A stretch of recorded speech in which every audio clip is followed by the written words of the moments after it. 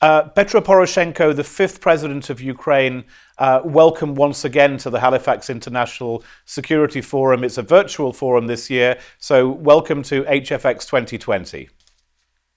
I mean, I'm so happy to be on the Halifax Forum, and I want to make an address that, dear colleagues, dear friends, I would like to thank you for your very kind invitation to participate in the 2020 Halifax Security Forum. And for those who care about the state of democracy and democratic world order, I see it extremely important to assist in the discussion at this prestigious forum. It is always great to see here such a big number of friends who share the same concern about the present and future of international peace and security. And no virus, even coronavirus, and unfortunately I'm an expert now in this case, but no virus can stop us from doing what we believe right. And thank you once again for having me in the Halifax Security Forum. Well, Great to see you. It's an absolute pleasure and an honor to have you with us, as it was last year. And in fact, I spoke to you last year about which was then the fifth year after the annexation of Crimea. Now it's the sixth year. There are some voices, not every voice, certainly not my voice, and certainly not the voices of many people in our community, but there are voices out there that say that Crimea is a lost cause. History has moved on. I mentioned this to you last year, and you were adamant that that's we simply cannot allow this to happen. What do you say to those people?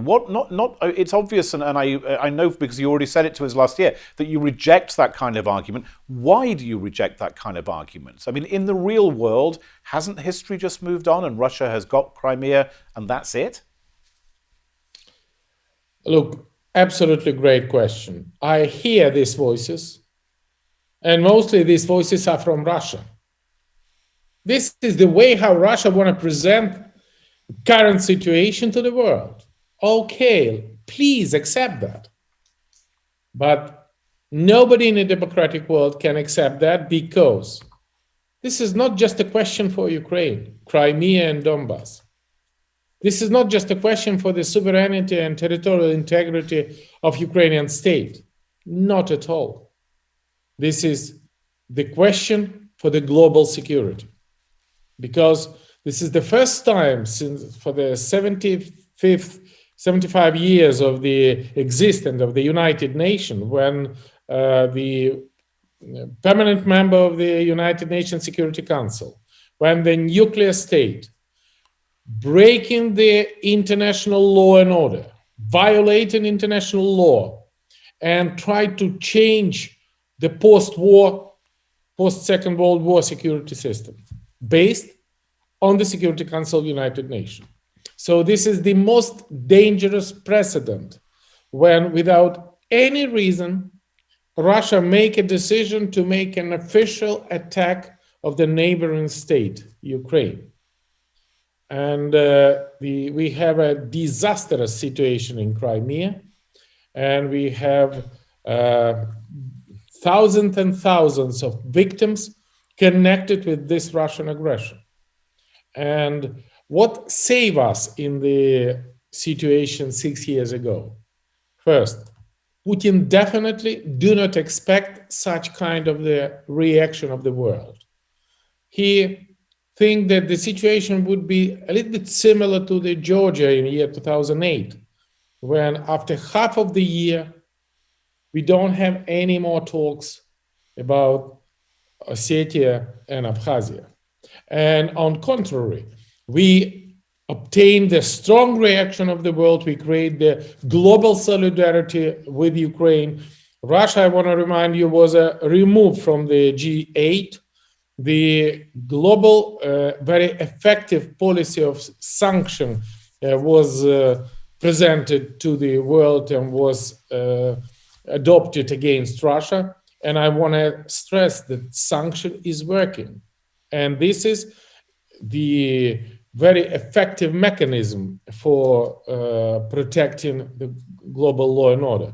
And point number two, our team find out the legal instrument to bring Russia to the international courts, different courts, starting from the International Court of Justice, where we find out the Convention for Financing Terrorism, for Convention for the Russian discrimination, the Hamburg arbitrage when they attacked the Kerch Strait, and many, many others. So Russia would be in court, be responsible, including the Russian leaders, for this war, for this act of aggression. And I was very much appreciate the strong position of unity demonstrated by the European Union, all 28 member states, by United States, by Canada, by New Zealand, Australia, Japan, the whole world. And our unity and solidarity can stop attempt to repeat it once again. And I just want to remind that it is extremely important for Ukraine when answering for these voices you ask me, maybe we should leave situation as it is. It was very important that United States declaration of the Secretary of State Pompeo called Crimea Declaration. And it is very right answer how the civilized world, united world, should react on this act of aggression of any country, but extremely important, again, the country which is a permanent member of the United Nations Security Council, nuclear state, Russia. I wonder whether you may well disagree with the first part of this point that I want to put to you, and whilst potentially agreeing with the second part. I wonder whether at least one way to formulate what you're saying and to make this relevant to the wider world, one thinks of Taiwan, that if Crimea was simply accepted as a country that could be annexed and everyone forgets all about it, well, Taiwan would probably be invaded tomorrow. And yet, you're not actually saying that you think that the Russians are suddenly going to pull out of Crimea, that Putin is simply going to pull back and say, what if I'm correct in understanding you is saying, look, in the real world, we may not be able to overturn this, at least in the short and the medium term. However, we can make sure that Vladimir Putin and regimes that think about following his example will pay a big price for this, and it'll be sufficiently high that other countries, other people in the world will not do this again. First of all, I fully agree with you. And the situation is, I just want to remind you that Russia is the biggest country in the world by territory. And that means that Russia has too many neighbors. And nobody knows where Russian troops can appear the very next day. It can be Baltic states, it can be Poland in Europe, it can be Belarus, or it can be Middle Asia. Or when we have a meeting with the Japanese Prime Minister Shinzo Abe, then Japanese Prime Minister, we said we are too far from different points of the earth, but we have one neighbor, Russia. And this neighbor is a source of instability, is a source of danger. And with this situation, definitely, I think that this situation is absolutely unacceptable. But you are right on the second thesis, that we should do our best, that the price of aggression should every single year increase. We should analyze the new list of sanctions. We should understand how the Russian aggression for Russia should be unbearable for the offender. And this is also be example for any country in the world on the example of Russia, that the price of aggression should rise up every single year, exactly as we do in our coordination with the whole world. And to develop and formalize my previous initiative for establishing, and this is extremely important, to establishing the international platform for Crimea, because Normandy format is dealing mostly with the aggression of Russian Federation on the Donbass. But it is vitally important to create the international platform on Crimea, and we put this initiative to international community in the year 2015 and in the year 2016 on the General Assembly of the United Nations, and I'm very much proud that the United Nations General Assembly adopted several very strong resolutions for against Crimea occupation by a country aggressor, by Russia. Is the current president of Ukraine, your successor, President Zelensky, well, I'm not asking you at all to talk about domestic politics, but on this very particular issue, is his administration essentially following in your footsteps? Are they doing, in your opinion, what they should be doing with this? Look, this is the position of the whole country. This is the position of Ukrainian people. What Putin expected, that he wanted country would be divided by two. He has even the name of the project Novorossiya, that half of Ukraine will welcoming Putin when he entered by troops. And that would not be an aggression, that would be a welcoming step. But when he saw that the whole population, the whole people with the weapons in the hands go to the war to stop the Russian aggression, this is a reaction of the whole country. And definitely the President Zelensky, who was elected last year, he continued all my initiative to counteract Russian aggression. I mean, it would be Minsk format, Normandy format for implementation of Minsk agreement, which is very simple. Russia should remove all the occupational troops from Ukrainian soil. Russia should take all their heavy artillery and weapons. We should, together with the international community, disarm all the illegal armed formation, and we should establish the Ukrainian law and order and should provide the local election on the territory which was occupied.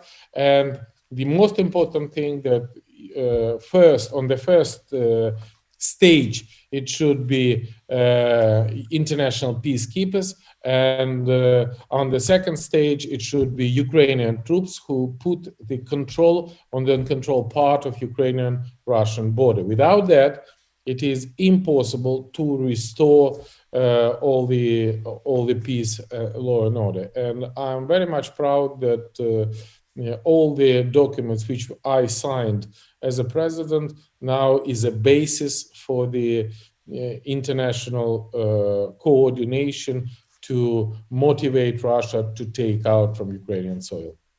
Moving on to the very big picture now, it's a big enough picture, but moving to the even bigger picture, you mentioned a little while ago, and you reminded everyone that Russia is, of course, on the United Nations Security Council.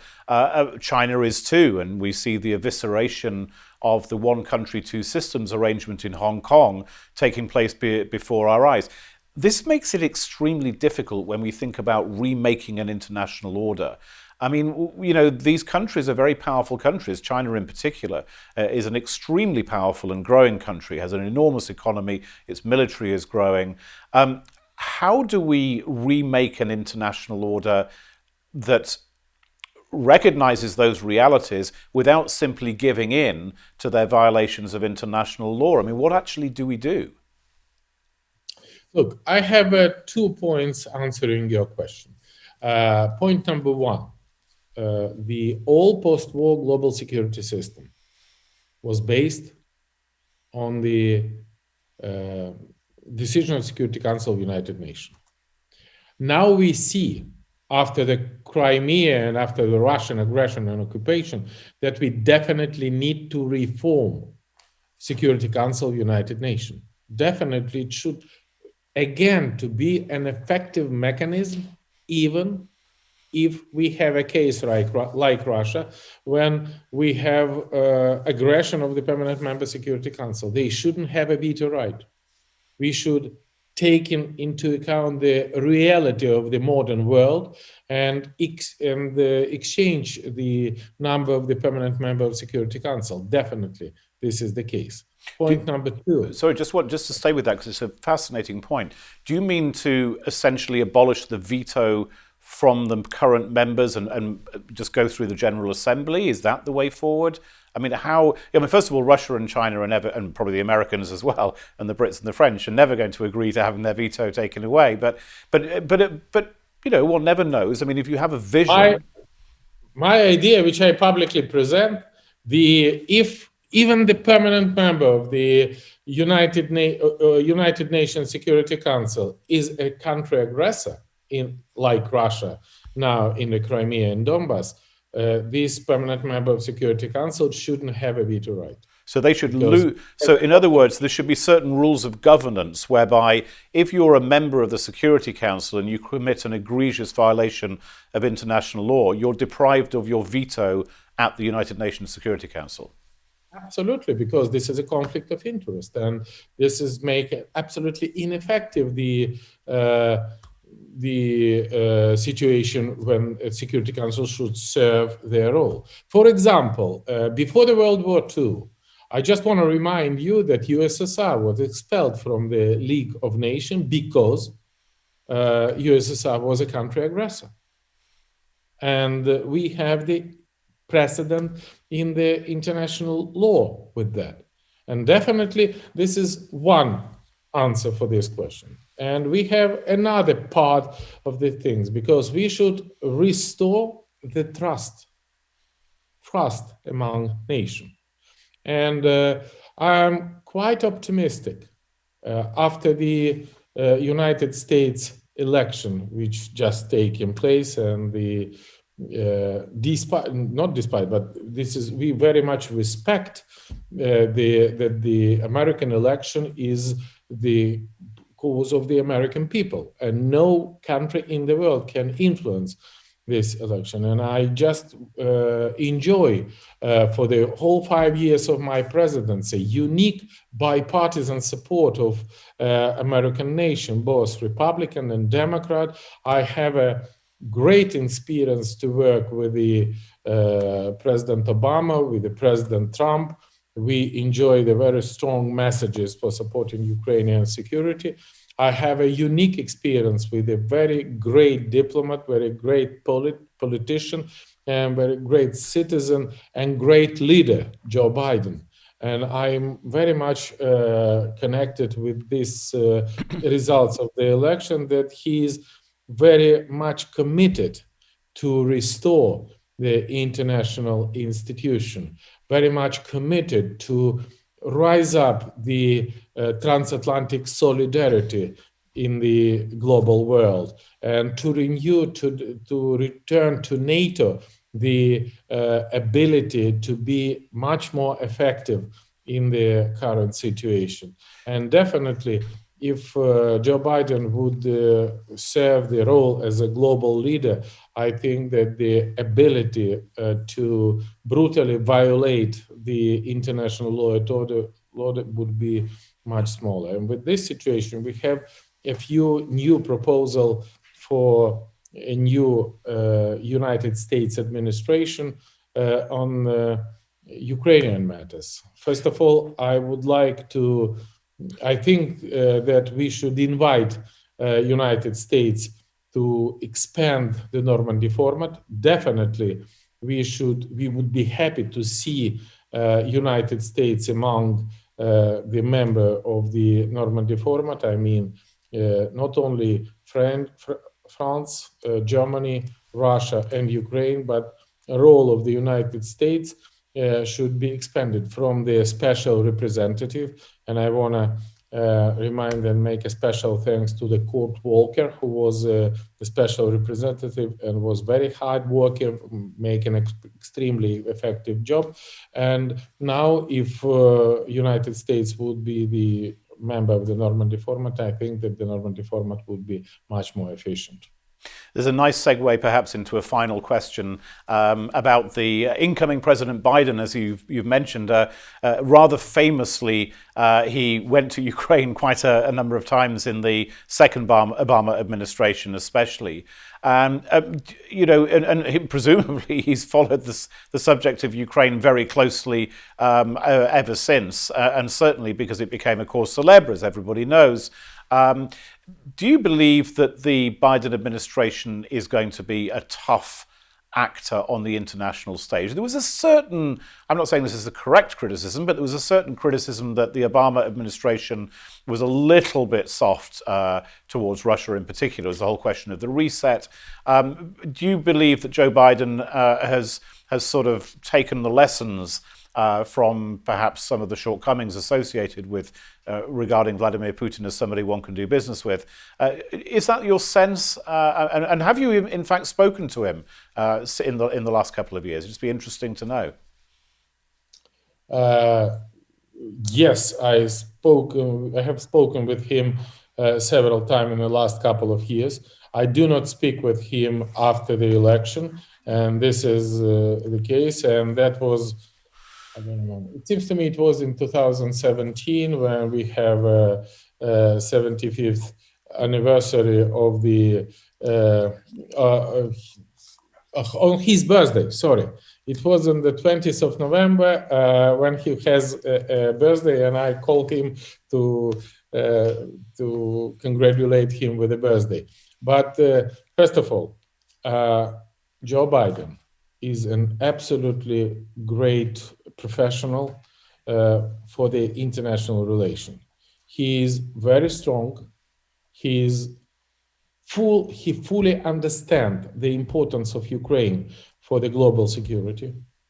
And I really have some hopes that the relationship between Ukraine and the United States move from the strategic partnership relationship which we enjoy under my presidency to the to be aligned, to be this alliance who together, shoulder to shoulder, are ready to protect global freedom and global democracy. And I think that with this situation, my people is in touch with his team, and I'm really proud and have a very strong hopes. Keep my fingers crossed that the efficiency of this relation would be extremely important. There is no better strategy for dealing with Russia than showing strength and unity. This is my personal experience for 5 years, very tough negotiation with Putin, with the support of our reliable friends from NATO, from US, from European Union. Political and economic sanction, as I said before, should be definitely strengthened and keep building upon the military resilience of Ukraine. I am proud that me as a president create a new Ukrainian army who start to be quite efficient, who stop Russian offensive operation, who create the condition that Russia should pay much higher price for their absolutely aventouristic and criminal decision for the offensive on Ukraine. And with this situation, definitely what we expect as Ukrainian, and me as a fifth president of Ukraine and as a leader of the parliamentary opposition now, that we have a great chance to obtain for Ukraine the membership action plan for NATO. And that would be, from one point of view, the strong motivation for the reform, including the reform in the security and defense sector. And second, that create a better understanding for the potential aggressor that the price for the aggression against the nation who pretending to be the member of NATO would be much higher. And this is definitely will keep peace and security much stronger. President Poroshenko, once again, it's been an absolute pleasure and a privilege to have you. Thank you for joining us at HFX 2020. And we all hope, if COVID-19 permits and the vaccines work, we can congregate again in Halifax, Nova Scotia next year. Thank you and keep well. I'm missing all our friends. I want to say a very strong message of support to the Peter, and please transfer my wishes. And again, we agreed about lobster. I still remember this absolutely unique feeling. Absolutely. Discussion after the forum. Thanks a lot. Fantastic. Thanks so much, and we'll keep in touch. Definitely. Thank you. Bye-bye.